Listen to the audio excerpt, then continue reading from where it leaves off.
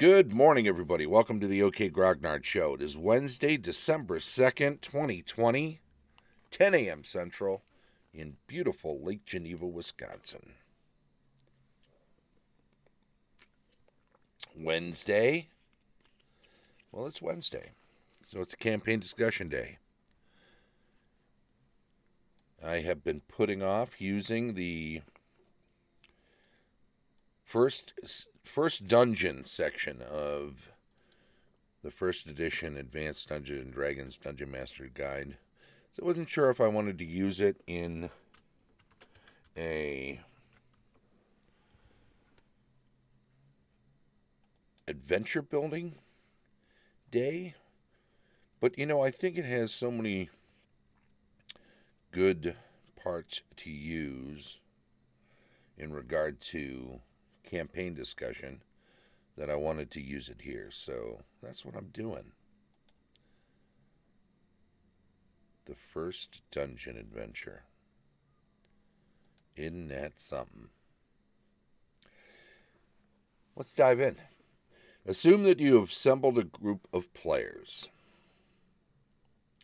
Each has created a character, determined his or her race and profession, and spent some time carefully equipping these neophyte adventurers with everything that the limited funds available could purchase. Your participants are now eagerly awaiting instructions from you as to how to find the place they are to seek their fortunes in. You inform them that there is a rumor in the village that something strange and terrible lurks in the abandoned monastery not far from the place. In fact, one of the braver villagers will serve as a guide.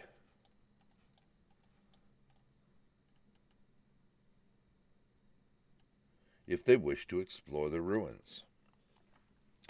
This seemingly innocent guide might be nothing more than he seems, or possibly an agent of some good or evil power, or a thief in disguise, or just about anything else. In this case, however, let it be a thief, for reasons you will soon discover. The party readily agrees, and so the adventure begins. It's a good setup. It's the hook. In this case, you've got a willing group of players who are just fine biting on whatever hook is available. So, turn up the light a little bit there. Morning, Sarah. Good morning, Jason. How are you both? Glad to see you. The group in this case is willing adventurers. They aren't long-time players who you have to beg to bite on hooks. You have to present them with just the perfect thing. Now, it should be noted that you should make things enticing. You should make things tempting. You should not just assume that whatever you put in front of the players, they're going to eat up and love no matter how you present it. So you want to present things in a way that invites people to participate, to join in, to get excited about this next adventure. If it were humdrum, they might as well work in a factory, right? They might as well go to the office and sit down in a cubicle and file paperwork all day, because they get into this game so that they can have some vicarious excitement through their characters, and it is incumbent upon the DM to create situations and circumstances whereby they can seek that excitement. You don't have to force it on them. Doesn't have to be, well, this is what you got. here it is. It's this, or you just sit around the tavern all evening and we'll, you know, role play your gambling and drinking. I mean, you can do that if you really want to, and sometimes that can be fun. But I think you want to create more exciting scenarios as available and create multiple ones if you have the time to do it and put together several different options. Some ruins of an old temple in one area, this monastery scenario nearby, perhaps a abandoned tower off to the south. You know, if you have time to put a couple things together, and sometimes that can just be picking up several adventures that are for sale and creating a map of your own and plunking them all down in different places, all within some fair distance from your starting village or town, so that they have some options. And if you have had time to read them all, absorb them all, keep them straight from one another, then you've got yourself a little sandbox campaign. It's not infinitely open, but they have options and they get to choose. If you only have the one option for them, we're on a more narrative track here. So you may want to broaden it or allow them to be a little more self-starting. You know, let them make their decisions. Maybe there are things, if you only have time to create one location for them to explore, maybe as an alternative, there are some things in town that can be happening. So they have the option of staying in town and taking up some local adventure. Perhaps the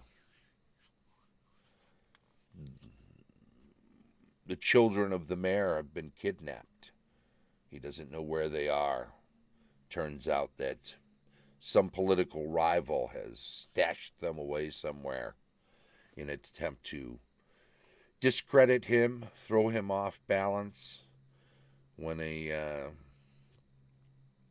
big festival is coming up that he's supposed to be organizing and presiding over. Some sort of scenario like that can be concocted, and it doesn't have to be the only one in town. You can have several things happening in town that can occupy the time and skills of the adventurers if they don't want to leave town to go out to this dangerous and spooky monastery. But create it all and put it out there and let it be them who make the decisions, because when they buy in by making a decision, they'll be a lot more invested in the game that you're running and a lot more apt to participate in a more fully engaged way. So, you inform them that after about a 2-mile trek along a seldom used road, they come to the edge of a fen. It's not a marsh. It's not a... You know, I used to have this... Maybe I can find it real quick. I used to have an interesting graphic delineating different types of wetlands. I'll look for that in just a minute. Maybe it's here. No, it's not there. All right, we'll find it later. Nevertheless, a narrow causeway leads out to a low mound upon which stands the walls and buildings of the deserted monastery. One of the players inquires if the mound appears to be traveled, and you inform the party that only a faint path is discernible, as if any traffic is light and infrequent. Somewhat reassured, another player asks if anything is apparent. You describe the general bleakness of the bog, with little to relieve the view save a few clumps of brush, tamarack, sprouting here and there, probably on bits of higher ground, and a fairly dense cluster of the same type of growth, approximately a half a mile beyond the abandoned place. Thus, the party has only one place to go, along the causeway. If they wish to adventure,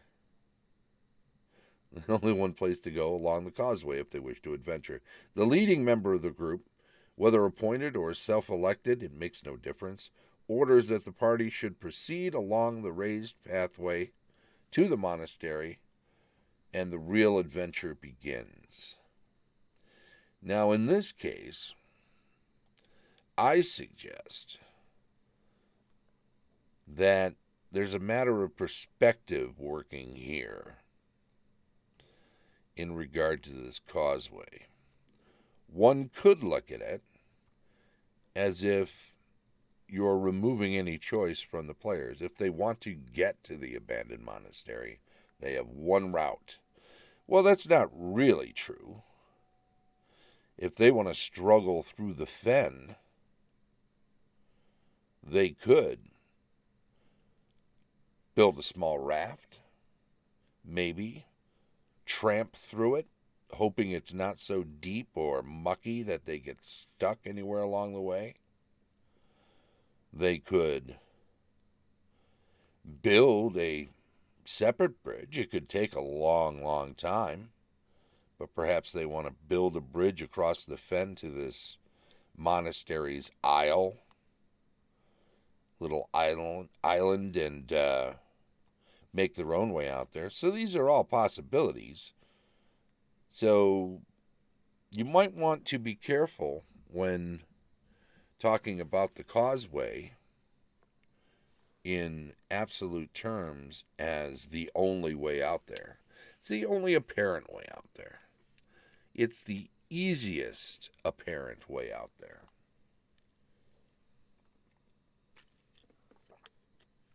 And it's good to couch it in those terms, because otherwise you create the idea that they're always going to be funneled in certain directions, and you don't want that to be the case. You want to give them options. Now, as they become more seasoned players,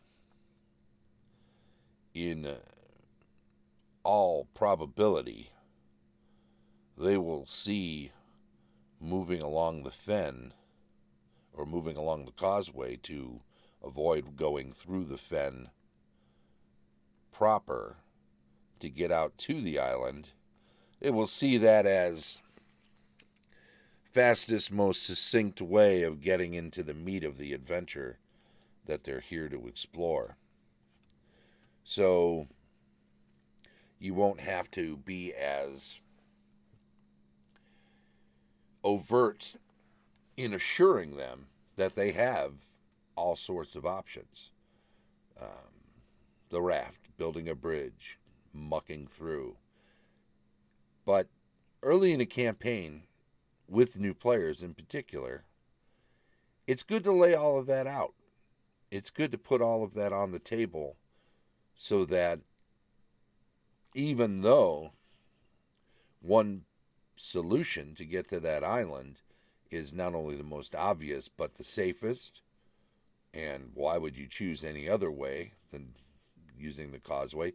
It's literally built for people to get from the outside of the fen, across the fen, to the island where the monastery once thrived. So why wouldn't you use it? You just don't want it to appear as if you're saying, I'm deciding this is how you're getting there, so we're just going to move it along, and I'm just going to narratively describe how you get out there. I think it's important, too, to understand that the causeway can be a potential danger. It's a choke point. If there are creatures that lurk in the fen that you're avoiding by not going into the fen yourself, well, being on the causeway does put you in close proximity and along a narrow path, such that, let's say, there are some swamp people or fen people that hide out and wait for people to try to cross. Maybe as you get halfway across, there are some that climb out up onto the causeway ahead of you, and some that climb out up onto the causeway behind you. And now you have to deal with this. Do you jump into the fen? Do you fight these people? Do you negotiate a way past them?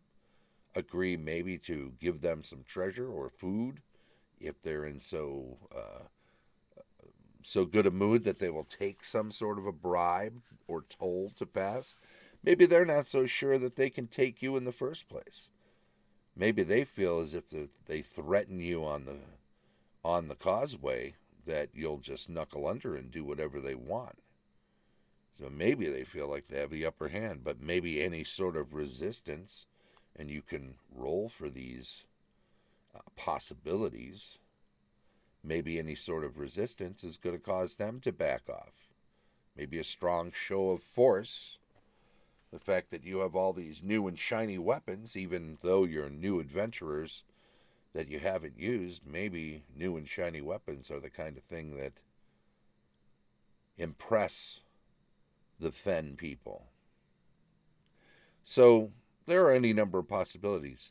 But to backtrack just a moment, if all you've done is get them on the causeway without any decision on their part as to how they're going to get out to the island, if you just assume they're going to take the causeway and not build a raft or not build a bridge, take all that time, muck across in another location, halfway around the island after trying to circumnavigate it if they could. Maybe it's such a wide and vast fen that it's not easily circumnavigated, and maybe it could be days, but they're here, and now they've decided on their own to take the causeway. Well, once they've chosen to take that causeway, once they've made that decision, now that it becomes an obstacle and becomes a danger zone with these fen people climbing out, now, of course, they're invested. They chose the causeway. Now, when they come across, and they probably, if they're thinking players, even if they're new, if they're thinking at all about this narrow causeway as being a difficult and potentially dangerous way to get out to that island, if they're thinking about that, they may not be surprised that they're beset, set upon by fen people. Maybe they suspected some sort of creature or something might come up out of the fen, and they've been on their guard and watchful for it. Maybe they won't be surprised, and because they're not surprised, they'll have the advantage in a negotiation or in scaring these foes off. In any event, the more invested they are by having made decisions to get to this point, the more engaged they will be with the game. To continue with this example, though, the so-called guide, the thief, is a third-level non-player character. You placed him in the village, you as DM, and gave the reason for his being there as a desire for a huge fire opal, which the abbot of the place is said to have hidden when the monastery was under siege. The fellow died, according to legend, before revealing it to anyone, so somewhere within the ruins lies a fortune. But this particular thief lacks courage, so he's been living frugally in the village while seeking some means of obtaining the gem without undue risk to himself. Now he has the party to serve as his means If they invite him along, then he will go, with seeming reluctance, of course. If they do not, he will lurk near the entrance, hoping to obtain any loot they will have gleaned from the adventure when they return, doing so either by stealth or by force if the party is sufficiently weakened from the perils they have faced. Well, this is an interesting turn of events for the group if they have indeed invited this guide to help them find the causeway, find the island from the town. If that's a decision they made, and as Gary writes, if he feigned reluctance, then all the better. If they've talked him into it or upped the ante for him by saying, yeah, can you guide us out there? We'll give you a couple of silver. I don't know. That's kind of a dangerous area. I don't really go out there. Well, we'll make it a gold. All right, I'll go for a gold. So if he's been talked into this through recompense, then absolutely, you've got yourself a decision they've made to take this individual out there with them, and in doing so, they've created some trouble for themselves, some potential trouble. Now, I think it's important to understand what you're doing by putting this wolf among the sheep, so to speak. If you do this on your first adventure, I rest assured that this group will almost never trust any guide, any tips they get, anywhere. They will constantly be suspicious, possibly to the detriment of the campaign, if you do this right out of the gate. Now, maybe you want to run a campaign where the players are constantly paranoid that everyone is out to get them. If they've got no early examples of people that are good-hearted, who will do things just to be helpful or for fair remuneration without any hidden motives and desires to harm the group. If you don't have people like that as examples in the first place, then when this pops up and this becomes the norm, everything else is going to be suspect. So I'm not so sure that I personally would suggest that you do this the first time the characters are playing, the first time the players are playing their characters in your campaign. I think it's let them get on the rug before you pull it out from under them. Let them stand there for a while. Let the rug be a safe, secure place, because it is better for them to be able to trust a fair number of people before finding that they can't trust everyone, rather than for right out of the gate for them to feel like they can never trust anyone. And I'll tell you why. As you get further into running a campaign, if you've sowed so much distrust right out of the gate, you're going to find that everything stalls and crawls all the way through a campaign. You will see that every time they run into anybody, they will be constantly in fear of ulterior motives and dangers. They won't trust any information that you lay out for them to glean. Whether they find it themselves, they'll always wonder if it was planted. If they get it from someone's mouth, they'll always wonder, well, how's this going to fall back on me? When's the knife going to be stuck in? So you may want to set up a more trusting environment to increase the impact of a betrayal. I know, at least from my own perspective, that when betrayal events become a dime a dozen, they have a lot less emotional impact. They just become run of the mill. Everybody's out to get you. Everybody's going to try to steal from you. Everybody's going to try to stab you in the back. So you got to be pretty careful when it comes to how often you set up betrayals. And as I say, maybe you don't want that to be the first view of the campaign.